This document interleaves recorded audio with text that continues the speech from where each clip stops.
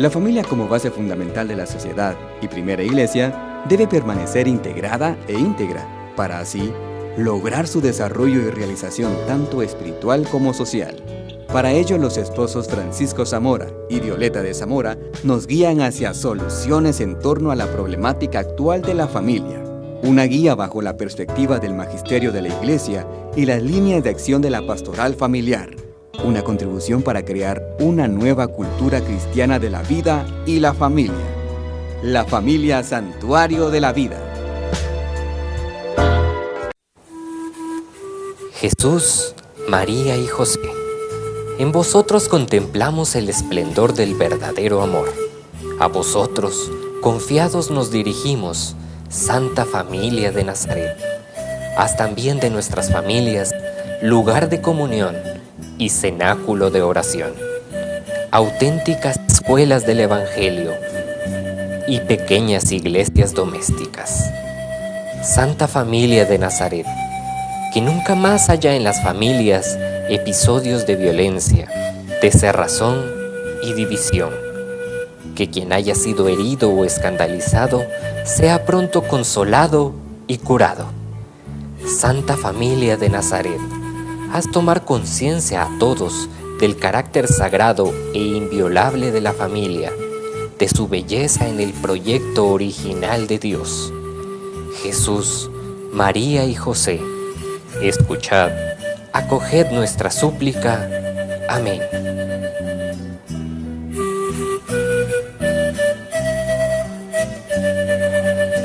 Amigos, familia, qué alegría estar de nuevo en sus hogares compartiendo con ustedes. Este es su programa, La Familia Santuario de la Vida.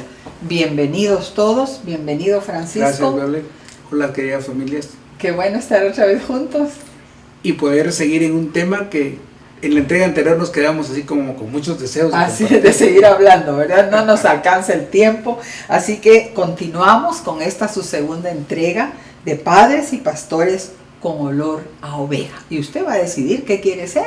Si quiere oler a oveja de sus hijos o quiere ser un padre que a distancia, como decía Francisco, que con cámara web controla a sus hijos. Usted es el que decide. Francisco. Ese propósito, fíjense, queridos hermanos, que yo estoy recordando en nuestras experiencias terapéuticas, como muchos papás permanecen al margen.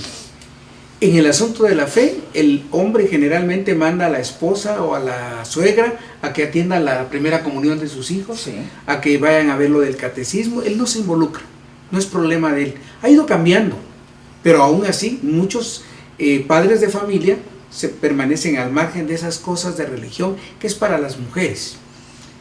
Así nos ocurre también con las notas escolares. Sí. Como yo estoy trabajando y no puedo ir, pues que mi esposa vaya o que vaya. Yo he visto a la muchacha, incluso hasta en reuniones de directiva de la colonia, porque no pueden los señores y delegan en la doméstica hasta la tarea de ir a levantar la mano para tomar una decisión de colonia. O sea, hemos tergiversado totalmente los roles.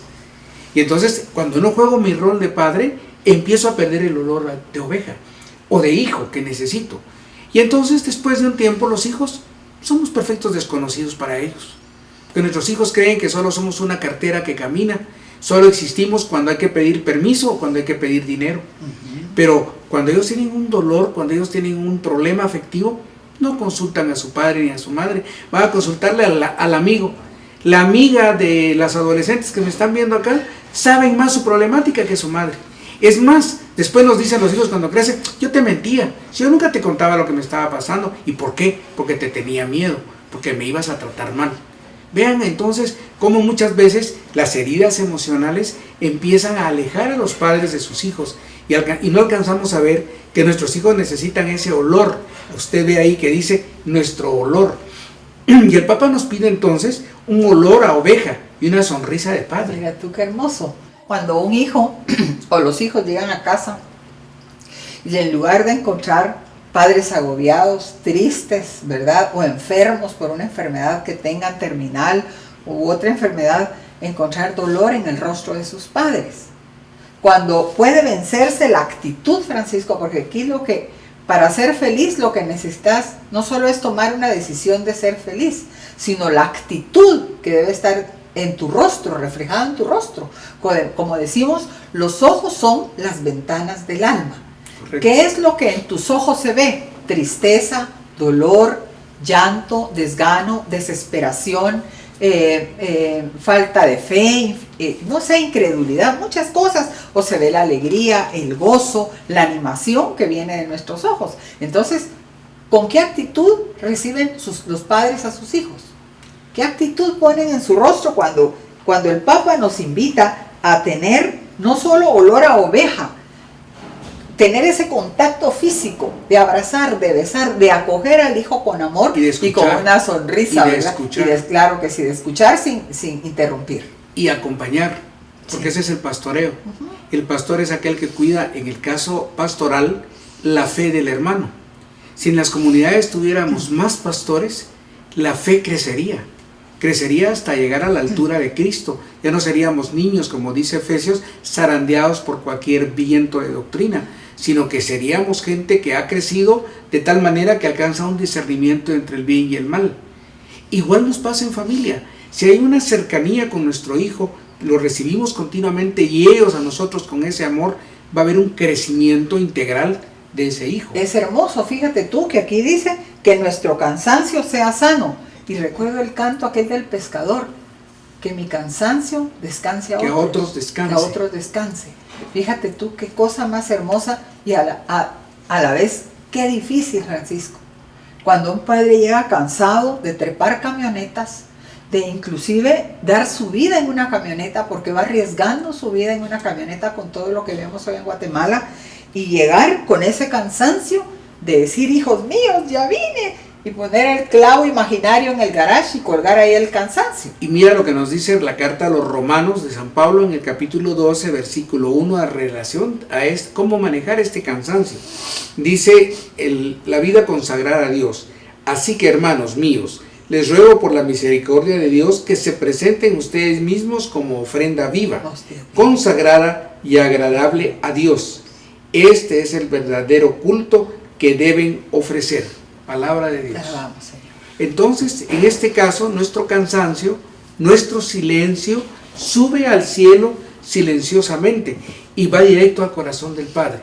Y ustedes ven ahí una imagen de alguien que está ofreciendo justamente su oblación, está ofrendando su cansancio, el peso de la vida, el trabajo.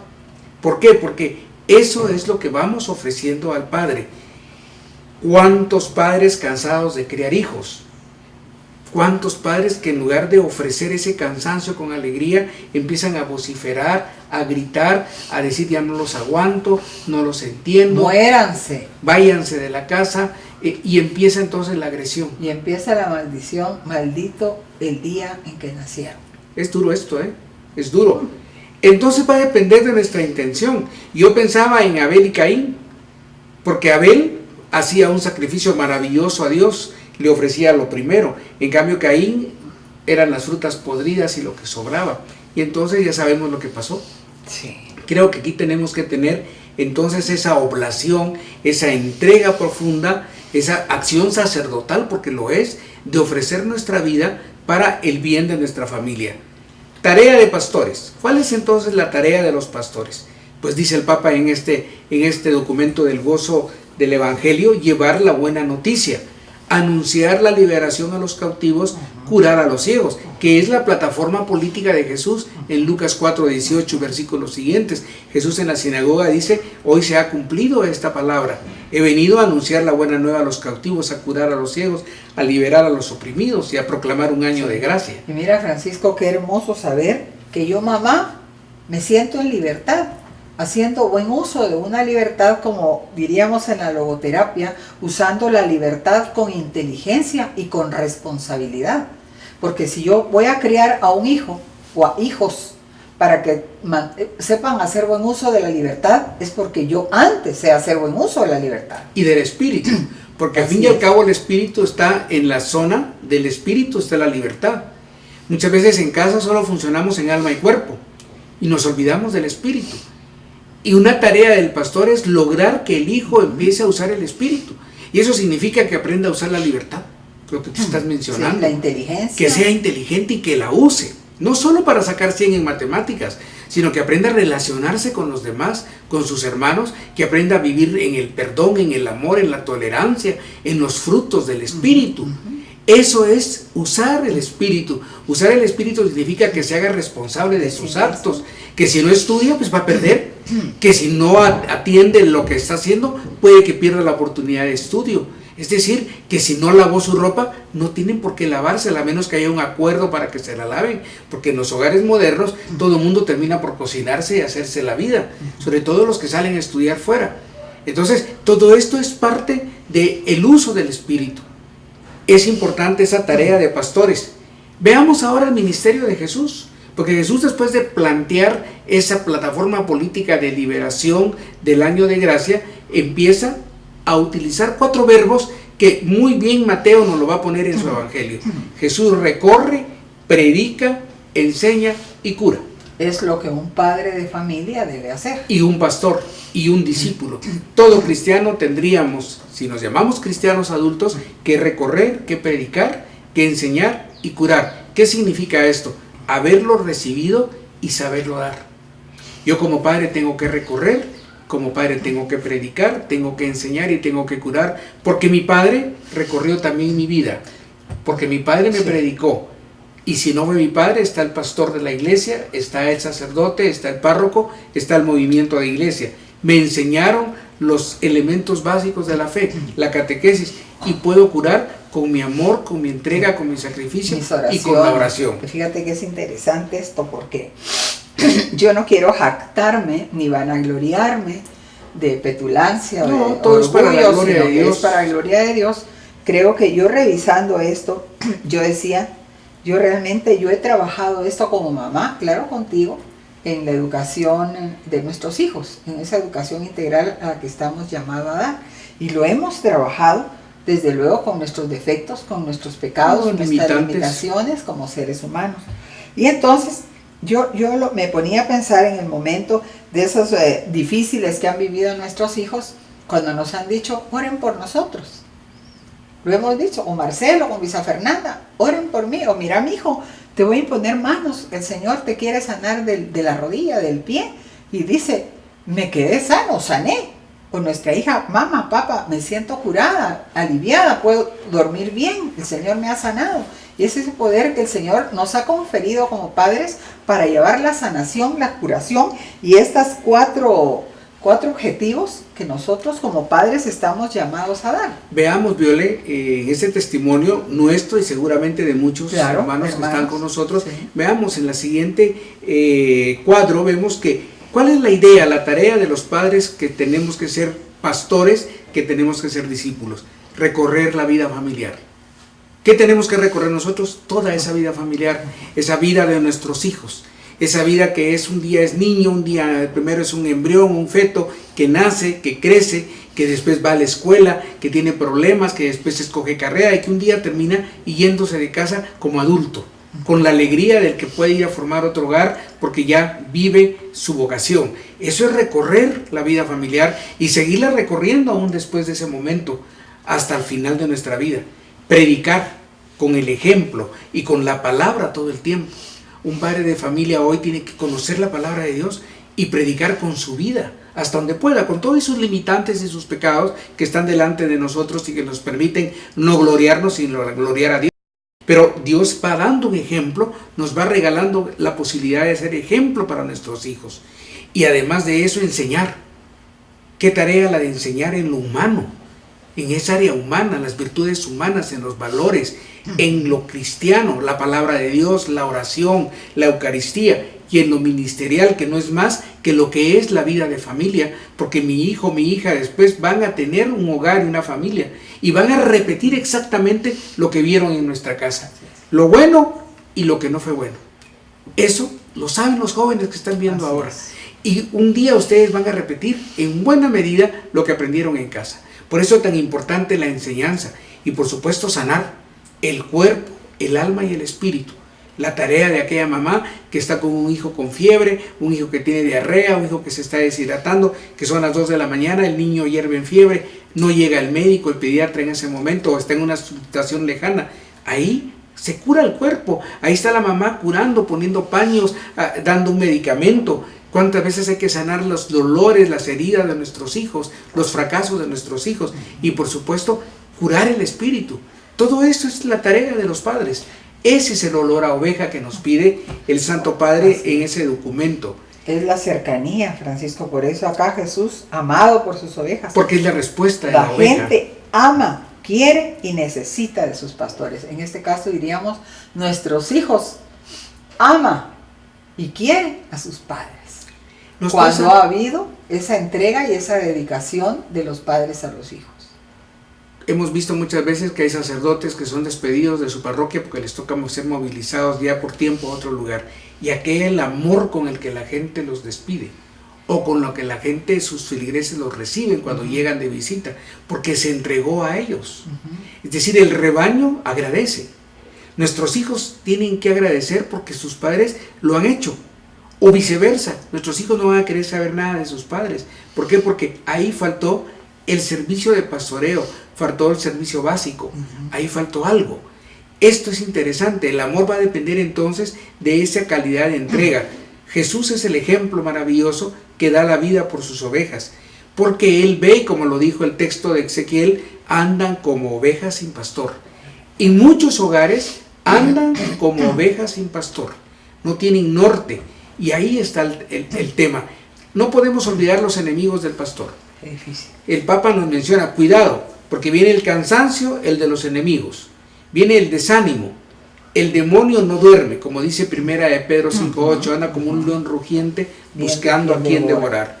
Y por tanto una labor importante del pastor es defender el rebaño. Defender el rebaño que comienza desde el mismo momento en que nosotros decimos líbranos de todo mal. Es decir, el rebaño no siempre va a ser atacado desde fuera, puede ser atacado desde dentro. ¿Qué pasa cuando una de las ovejitas en nuestro grupo empieza a fallar? No es para sacarlo o abandonarlo, sino es para cuidarlo, es para apoyarlo, acompañarlo. Puede que tenga alguna deficiencia, algún dolor, algún resentimiento, alguien que lo trató mal. Acuérdense que decía Ezequiel que en mi pueblo ha sido tratado con dureza y crueldad. Muchas veces las ovejas son tratadas con dureza y crueldad. En unas entregas anteriores hemos hablado de las heridas emocionales de los niños. Y si hay desprecio, burla, abandono, humillación, traición, rechazo, ese hijo está herido. Y no podemos decir, es que es la oveja negra, es la oveja descarriada. Ese hijo necesita nuestro amor, nuestro perdón, nuestra tolerancia, el diálogo sanador como padres de familia. A eso se refieren los enemigos del pastor. Y por supuesto, imagínense una familia donde el Dios sea un bar, donde lo más importante sea una botella de alcohol los domingos, donde toda la alegría es tomar. Yo no digo que se pueda brindar y alegrar el espíritu como Timoteo va a recibir de Pablo el consejo. El problema es cuando ya el alcohol es una enfermedad en una familia. Y entonces, ¿por qué crear eso y no poner entonces la palabra de Dios? ¿Por qué darles malos ejemplos a nuestros hijos? Ahí está el tema del enemigo. Y un buen padre, un buen pastor, defiende el rebaño del lobo, defiende el rebaño del demonio. Y el Papa nos alerta, hay enemigos del pastor, hay enemigos del rebaño. Qué duro, Francisco, saber que el cansancio es uno de nuestros enemigos. Era lo que yo te decía, cuando un niño llega a su casa, yo recuerdo a mis hijos que me decían, no había más alegría más grande que cuando tú abrías la puerta y nos decías, a lavarse las manos y hasta la comida. Me recuerdo que Marcelo así me lo dice. Mamá, no había alegría más grande de saber que íbamos a comer porque llegábamos con hambre a la 1 de la tarde. Entonces yo recuerdo eso. Raras veces creo que me miraban cansada, ¿verdad? Siempre trataba yo de mantener el ánimo, de defenderlos inclusive, ¿verdad? Cuando ya habían llamadas de atención, Francisco, reuniones de padres de familia, tal vez tú por tu trabajo no podías ir, pero yo me alistaba y no importaba cuántas camionetas me tuviera que trepar, ¿verdad? Cuando Luisa Fernández estudiaba por zona 15, zona 16, no recuerdo la zona, ahí iba yo, dispuesta a atender a mi hija y a oír quejas de la maestra, ¿verdad? Que no se peinaba, que llegaba con el chongo y el cepillo metido en el pelo, que por favor mirara yo que la niña se peinara. Bueno, es parte de lo que un padre vive cada día en el crecimiento de sus hijos. Entonces, yo pienso que estos enemigos tenemos que estar muy conscientes de aprenderlos a manejar. Y si no cuidamos este rebaño, en este caso la familia, mis queridas hermanos y hermanas, vamos a tener mucho dolor, vamos a ver hijos metidos en la droga, metidos en la delincuencia, haciendo nada, perdiendo la única opción en la vida, que es poder desarrollar, poder superarse. Por eso es tan importante el acompañamiento entre padres, padre y madre e hijos. Y entonces el Señor nos invita, en primer lugar, a estar alegres. La alegría debe ser un elemento fundamental en los rebaños. A veces yo veo en las parroquias muy poca alegría. Veo gente muy triste, muy seria. Yo creo que hay momentos para la alegría y momentos para la seriedad. Hay un canto muy hermoso que dice: el gozo del Señor, mi fortaleza es. Empezábamos cantando ese canto, el gozo del Señor, mi fortaleza es. Por eso estar alegre. Y San Pablo va a decir a los filipenses: estad alegres, estad alegres siempre. Os lo repito, estad alegres, plenos. Luego se nota cuando en un hogar hay plenitud, aunque falten las cosas materiales o cosas que no tengamos, pero tenemos la alegría, la plenitud, la vida, y eso es lo más importante, sin temores que son los que las heridas producen, sin culpas. Cuando no hay pecado no hay culpa, donde no hay nada que ocultar no hay culpa. Cuando uno peca, ¿qué hizo el primer hombre al pecar? Se escondió. Cuando hay culpa, la gente se esconde, la gente no quiere saber, la gente evade. Baja la mirada, no hay asertividad, no te digo lo que siento, no te digo lo que pienso. Cuando no hay culpa, cuando hay plenitud y alegría, comparto. De eso se trata, la alegría del pastor y de la oveja. Y así nos animamos, dice, a tener el coraje de salir a las calles. Este es un llamado a los discípulos. Yo temo que muchos de los católicos cristianos no salen a evangelizar porque tienen miedo. Tienen miedo porque no están alegres, porque no están plenos, porque hay temores, porque hay culpas, porque no saben qué decir. Porque si estuviéramos seguros y alegres, qué hermoso ir a dar razón de toda nuestra esperanza. Francisco, y qué hermoso podernos sentar y reflexionar en este momento, ¿verdad? Que como papás, nuestro papel como pastores, ¿cómo ha sido? ¿Por qué no reflexionar en este momento como mamá? ¿Cómo ha sido con mi ovejita?